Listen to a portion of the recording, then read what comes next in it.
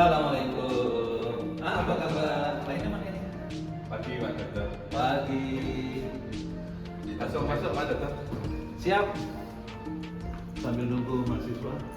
Ini lagi ngeteh ngopi. Iya. Oke, siap. Snacknya udah ada? Udah. Kalau belum nanti di dalam. Bismillahirrahmanirrahim. Assalamualaikum warahmatullahi wabarakatuh.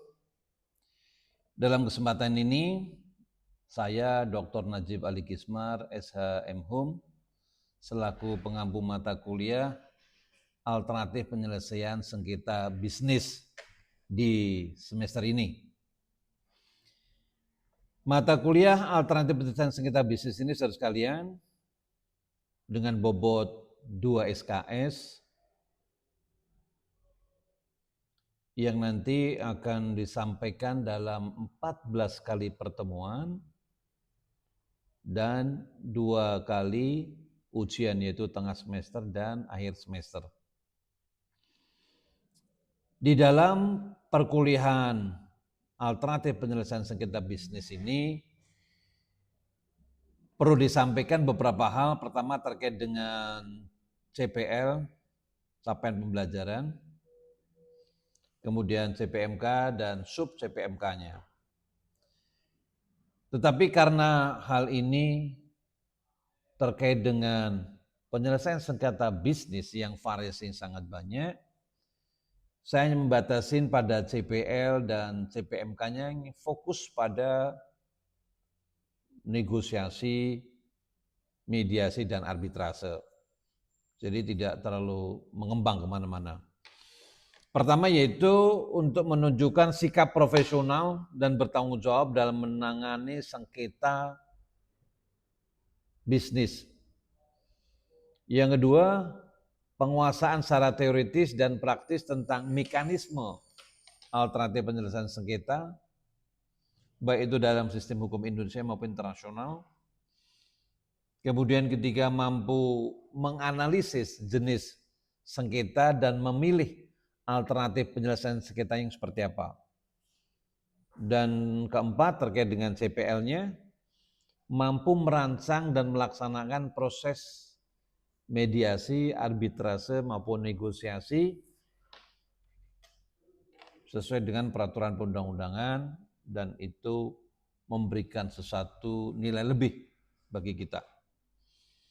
Kemudian CPMK-nya, mahasiswa mampu memahami dan menjelaskan konsep, filosofi maupun perkembangan alternatif penyelesaian sengketa. Yang kedua, mahasiswa mampu melakukan analisis dan membedakan jenis alternatif penyelesaian sengketa, apakah negosiasi, mediasi, atau arbitrase. Ketiga, mahasiswa mampu mengevaluasi kerangka hukum ADR Indonesia dan membandingkannya dengan internasional. Dan terakhir, mampu merancang dan mensimulasikan proses ADR maupun draft negosiasinya atau mediasinya. Gambarannya seperti itu, saudara sekalian, dalam satu semester ini. Kuliah pertama ini saya akan mengambil satu bagian dari alternatif penyelesaian sengketa, yaitu kuliah perdana negosiasi. Terima kasih. Baik, saudara sekalian, Assalamualaikum warahmatullahi wabarakatuh. Kita ketemu di kuliah pertama kita hari ini untuk materi alternatif penyelesaian sengketa bisnis. Di mana hari ini kan saya mulai di antara 3 utama alternatif penyelesaian bisnis, yaitu negosiasi, mediasi, dan arbitrase. Saya akan mulai dengan negosiasi lebih dulu. Terkait negosiasi, di awal nih konsepnya, strateginya, dan penerapannya nanti akan kita elabor dalam satu semester ini. Tapi di awal saya akan menyampaikan mengenai bagaimana orang memahami definisi itu, negosiasi. Saudara sekalian, negosiasi itu kita sering lakukannya dalam keseharian, tapi kita nggak ngeh bahwa itu ternyata negosiasi. Kalau kita bicara dalam ranah akademik gitu ya, memahaminya, negosiasi itu proses komunikasi antara dua pihak untuk mencapai kesepakatan bersama. Dua pihak ini enggak dibatasi hanya dua, bisa nanti 3, 4, 5 itu dari satu pihak, 10, 11, 12 itu juga dari satu pihak, misalkan kayak kita lihat dalam saat ini dalam perang Teluk, misalkan ada Amerika dan Israel, ada Iran, dan di belakangnya ada kelompok-kelompok lain, ada negara lain, ada Soviet, ada Cina yang ikut mendukung di perseteruan antara satu pihak Amerika dan Israel dan Iran. Oke, jadi menegosiasi itu bisa konteksnya negara, bisa konteks paling kecil kita bertransaksi di keseharian kita. Ya. Nah, tujuannya apa, saudara sekalian? Negosiasi itu untuk apa yang kita inginkan ada di orang lain, demikian juga orang lain apa yang ada di kita. Contoh nih keseharian kita nih, yang kita lakuin nggak sadar. Bapak Ibu yang biasa ke pasar nih, beli cabai 1 kilo, ya misalkan ya, cabai 1 kilo, maaf bentar, itu kata si penjual, dia minta harga 50.000. Karena saat ini mahal, kata menteri kan, wah cabai mahal, nanam sendiri. Nah, Anda nawar nggak dikasih. Tapi karena Anda negosiasi untuk mendapatkan sesuatu, oke Bu, Pak, saya beli cabainya 1 kilo 50.000, ini di pasar ya. Boleh nggak saya tambah 2 tomat? Ini sering saya sampaikan, memahami negosiasi secara sederhana. Boleh nggak? Oke, nggak apa-apa. Di satu sisi, Anda negosiasi harga ini tidak turun, berarti si penjual dia posisi menang, win gitu ya. Tapi di sisi lain, si penjual dia merasa loss karena dia harus menambahkan tomat. Padahal tomat itu ada harganya. 2 nggak kelihatan, tapi ketika Anda mengambil 2 tomat dalam konteks beli di swalayan, 2 ini nanti akan ditimbang. Ya, ditimbang. Tapi di pasar tradisional, 2 tomat ini direlakan oleh penjual untuk Anda nikmati. Di satu sisi Anda lose konteks harga, tapi Anda win, Anda menang, mampu menegosiasikan 2 tomat tanpa ada tambahan. Tambahan apa? Biaya. Saudara sekalian, di dalam negosiasi, kita tadi mengetahui ada win, ada lose. Ketika orang kan sering bilang, negosiasi itu harus bisa win-win solution. Dengan fakta ini, pada saat win, Anda mendapatkan loss, pada saat loss, Anda mendapatkan win. Di dalam win-win solution itu, dua-duanya memiliki loss dalam perspektifnya masing-masing.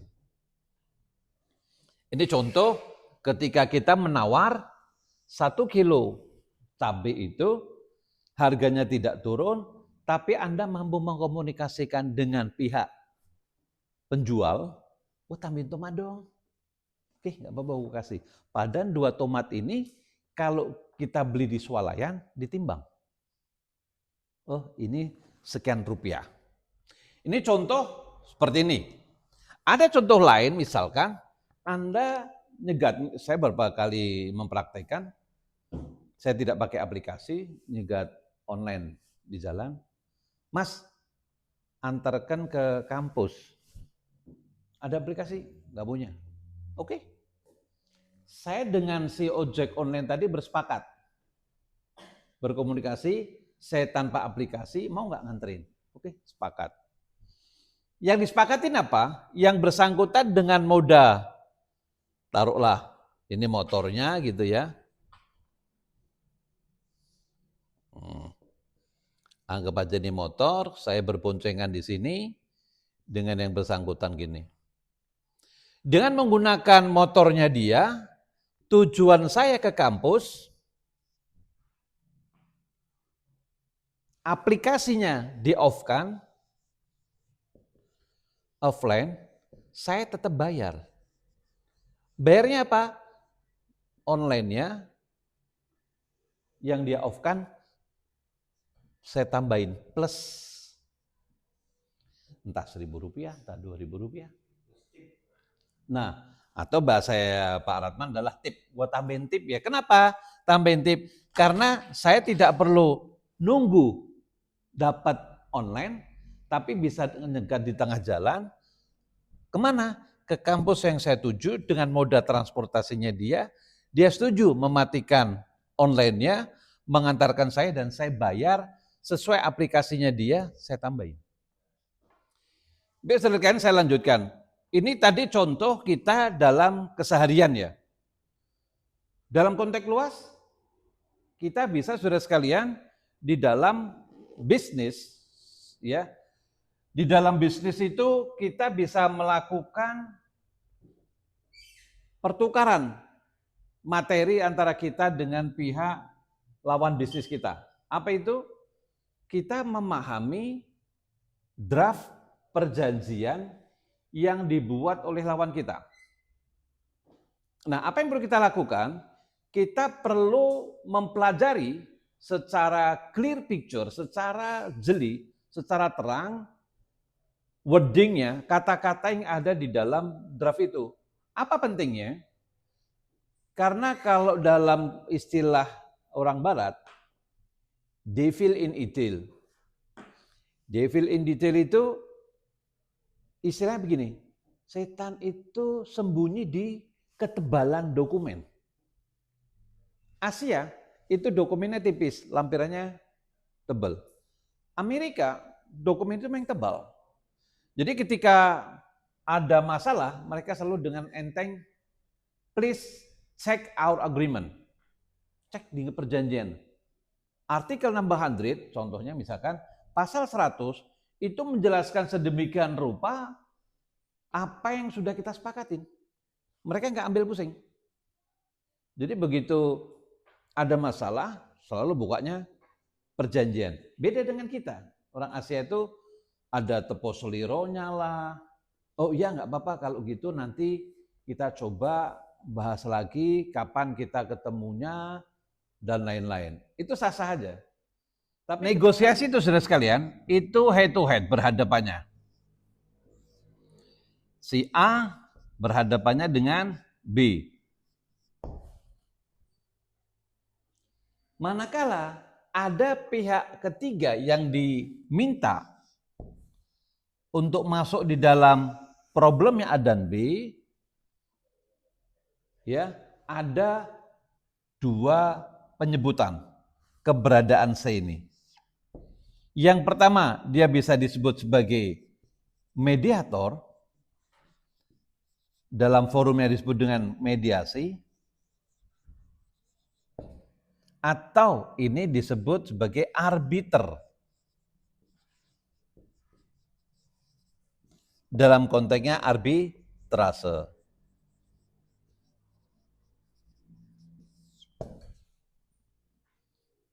Bedanya apa? Kalau mediasi ini, dia nanti ada tata caranya yang beda dengan arbitrase. Mediasi itu saudara sekalian melibatkan pihak ketiga yang netral untuk menyelesaikan problemnya A dan B. Dalam arbitrase ini ada yang disebut dengan arbiternya tunggal, ada panel atau majelis. Majelis.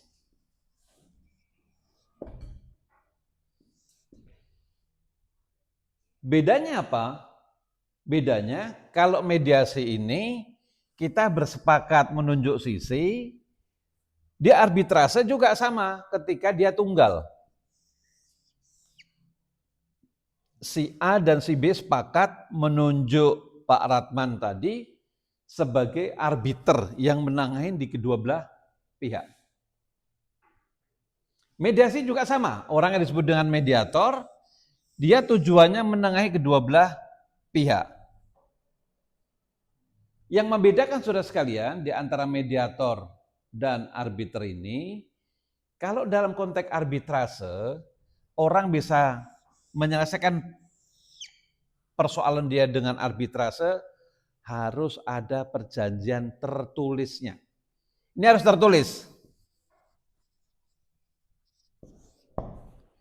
Bagaimana dengan mediasi? Mediasi tidak perlu disebutkan di dalam perjanjian, nggak perlu. Jadi begitu ada masalah, silahkan menunjuk siapa untuk nengahin.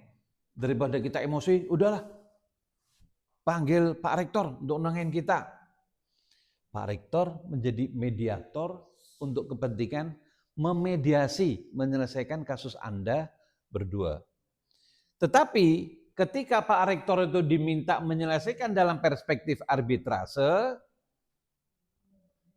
harus ada perjanjian yang dibuat secara tertulis oleh kedua belah pihak, baik itu sebelum perjanjian ditandatangani, gitu ya, sebelum perjanjian ditandatangani atau bisa sebelum atau setelah. Kenapa? Sebelum. Karena nanti dalam perjanjian disebut dalam klausula penyelesaian sengketa, para pihak sepakat dengan arbitrase. Ternyata waktu bikin perjanjian lupa, nggak buat alternatif penyelesaian sengketa. Kemudian ribut. Terus kita gimana nih? Yaudah kita arbitrase, mau nggak? Oke, kita buatlah namanya perjanjian arbitrase. Kalau tadi penyelesaian sengketanya melalui arbitrase dicantumkan di dalam kontrak. Kalau ini setelah kontrak dibuat ada masalah, bersepakat menyelesaikan melalui arbitrase. Disebutlah dengan perjanjian arbitrase. Baru bisa disebut sebagai arbiter. Bedanya dengan negosiasi tadi, mediasi dan arbitrase. Sampai di sini, saudara sekalian, kuliah kita ada yang mau ditanyakan? Silakan. Pak dosen, saya izin bertanya atau mendiskusikan masalah kasus seperti ini. Rekanan saya ini sebuah perusahaan yang bergerak di bidang pengiriman barang, khususnya barang-barang yang ada di Jogja, yaitu tentang gerabah. Jasa pengangkutan ya? Jasa ya, ekspedisi. Jasa ekspedisi, ya. Oke. Kebetulan perusahaan saya ini berada di daerah Ambon. Ambon, Maluku sana? Maluku. Oke, kirimnya ke Maluku? Iya, betul Bapak. Oke. Sesuai dengan kesepakatan awal bahwa sekitar bulan Januari 2026 itu barang harus segera terkirim karena segera untuk didistribusikan untuk hotel yang ada di Ambon, Bapak. Oke. Kita sudah membayar DP sekitar 50% kepada perusahaan ekspedisi ini dengan estimasi waktu bahwa pertengahan Januari mereka sepakat untuk barang itu sampai ke Ambon. Tapi ternyata sampai dengan pertengahan awal Februari barang itu juga belum terkirim. Sehingga saya mendapatkan penalti dari karena saya adalah sub di kontrak hotel itu, di proyek hotel itu untuk aksesoris atau interiornya hotel, saya bagian tentang guci-guci, kemudian vas bunga, itu saya kena penalti. Hotelnya. Ya, saya kena penalti dari proyek hotel ini, sehingga saya diputus kontrak saya dengan hotel, pihak hotel, proyek hotel ini. Bagaimana cara saya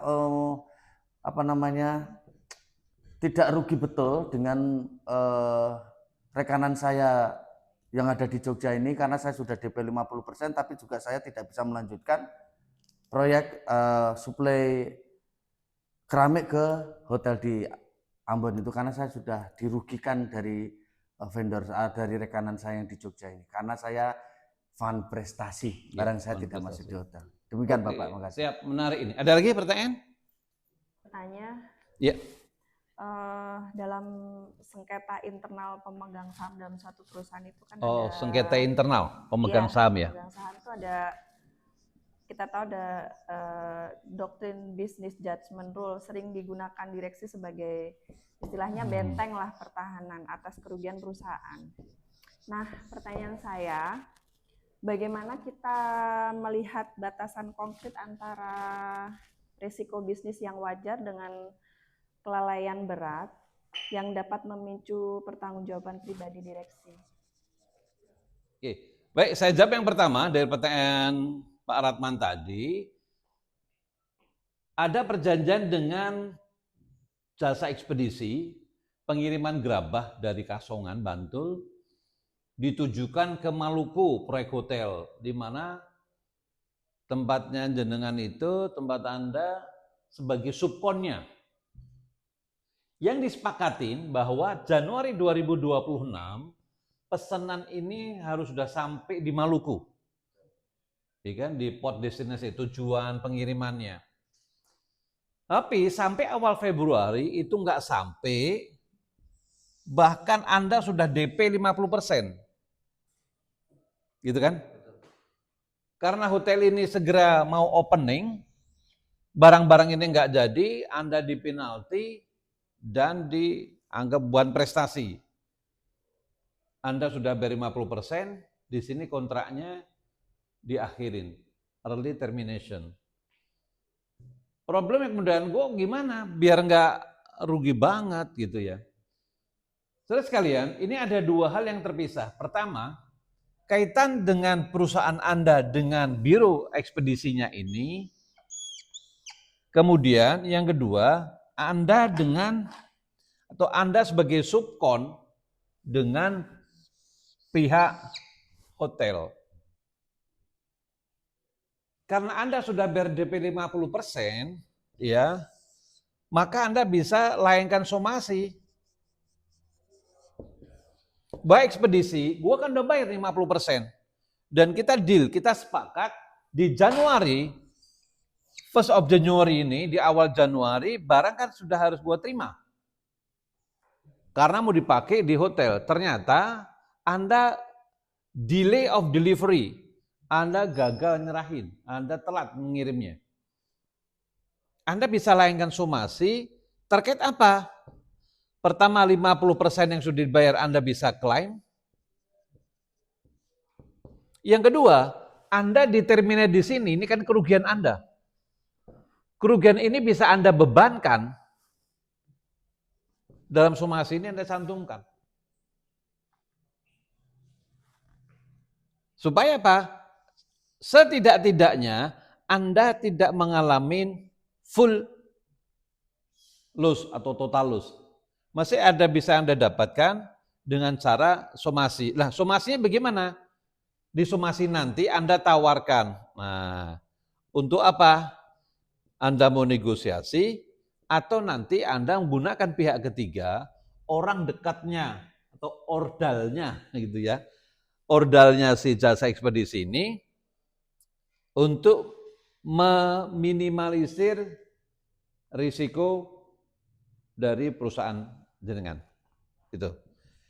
Ajak negosiasi terkait dengan 50%-nya dan kerugian Anda di sini. Kerugiannya apa? Dia anggapan prestasi, mungkin jaminan pelaksanaannya dieksekusi oleh hotel dan lain-lain. Anda kehilangan potensial bisnis loss. Kehilangan potensi bisnisnya di Maluku. Gitu? Pak Arman, atas pertanyaan Anda. Yang kedua, ini menarik juga terkait dengan internal dispute between shareholder. Dispute di internal pemegang saham ini paling melelahkan karena bisa berkepanjangan. Kenapa bisa berkepanjangan? Karena musuhnya ada dalam selimut.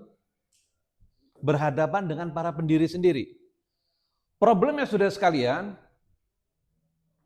sebagai komisaris, sebagai direksi, ya, atau sebagai pemegang saham, kita mengatakan kepada direksi, Anda dalam mengambil sikap ini, dalam bisnis ini, Anda salah.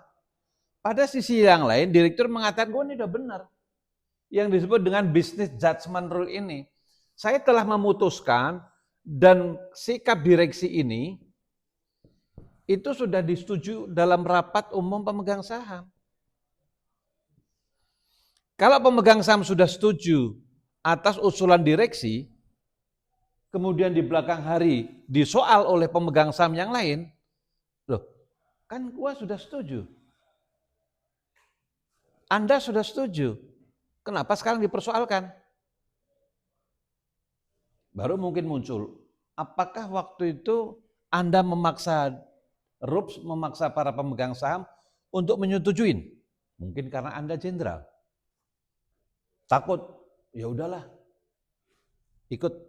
Nah, perjanjian saudara sekalian, kesepakatan perjanjian yang dibuat karena adanya tipu muslihat, adanya paksaan, itu menjadikan perjanjian itu batal demi hukum. Gak boleh di dalam perjanjian itu ada sikap tipu muslihat, pemaksaan, dan lain-lain. Kembali kepada tadi, posisi kita itu harus sama. Gak boleh ada yang imbalance gitu, gak imbang. Ini problem yang sering sekali muncul saudara sekalian. Business judgment rule ini, sikap direksi dalam mengambil keputusan yang dianggap berbeda. Yang saat ini kita tahu paling banyak kejaksaan saat ini memproses kerugian-kerugian BUMN. Padahal direksi sudah mengatakan ini udah benar, udah disetujui pemegang saham. Kebetulan pemegang sahamnya pemerintah sudah setuju. Kenapa di akhir dipersoalkan? Sehingga masuk sebagai tersangka di Kejaksaan Agung. Business judgment rule itu harus hati-hati, tidak boleh ada unsur kepentingan. Tidak boleh ada unsur tidak hati-hati, ceroboh. Yang terakhir kita tahu, beli puluhan ribu motor listrik, ternyata nggak ada dealernya di Indonesia. Ada juga yang belum dirakit dalam kasus BGN. Baik saudara kalian, kuliah kita hari ini terkait dengan pemahaman awal negosiasi. Insya Allah ketemu lagi minggu depan panjang umur sehat afiah di kesempatan yang sama. Assalamualaikum warahmatullahi wabarakatuh. Waalaikumsalam. Kalau ada